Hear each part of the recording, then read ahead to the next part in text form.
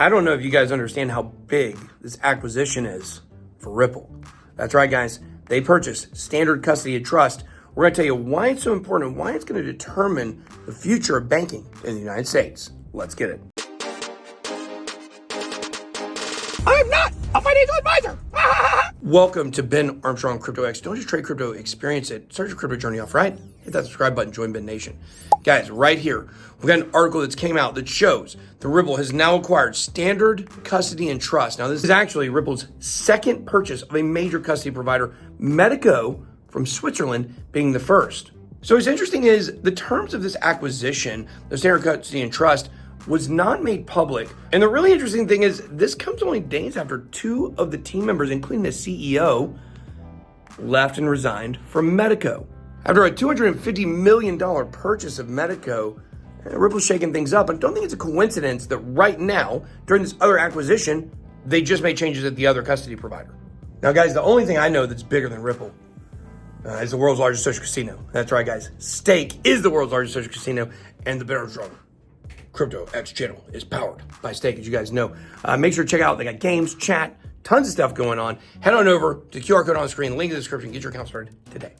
But standard custody and trust is a little bit different than Medico. Why?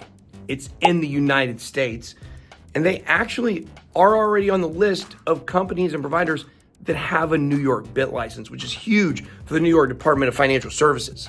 So now we get to the real reason why XRP needed to purchase this custody provider. They needed more money transmitter licenses. They're getting prepared to roll out an incredible line of products to US banks. And they need to take advantage and leverage many of these licenses these other companies are acquiring hold. That's a reason why a lot of financial companies purchase other companies. It's for their licenses. It's not for actually their assets. So you guys can see this tweet from Monica Long. You really see the end game here for Ripple, what they're trying to do. They want to be a one-stop shop for payments, but it's for wholesale. It's for custody providers. Big money. Like, there's a reason why commercial real estate brings in way more money than single-family homes. Guys, the money's in enterprise. The money's in the institutions in crypto. But you guys can see Ripple's made a lot of other purchases. But it's not just in the United States and Switzerland that they're getting these licenses. They've got some in Ireland, Singapore, many other places, specifically in the APAC region, in the Middle East or North Africa region, in Latin America. They're moving everywhere. And guys, here's what you have to understand about Ripple. This company is going to succeed. The price of XRP is not doing well right now. We feel like it's a stable coin. But the fact is, it is going to bounce. And when it does, it is going to rip. There's too much institutional money, too much TradFi money, too many big players counting on this. They're just trying to shake you out, guys.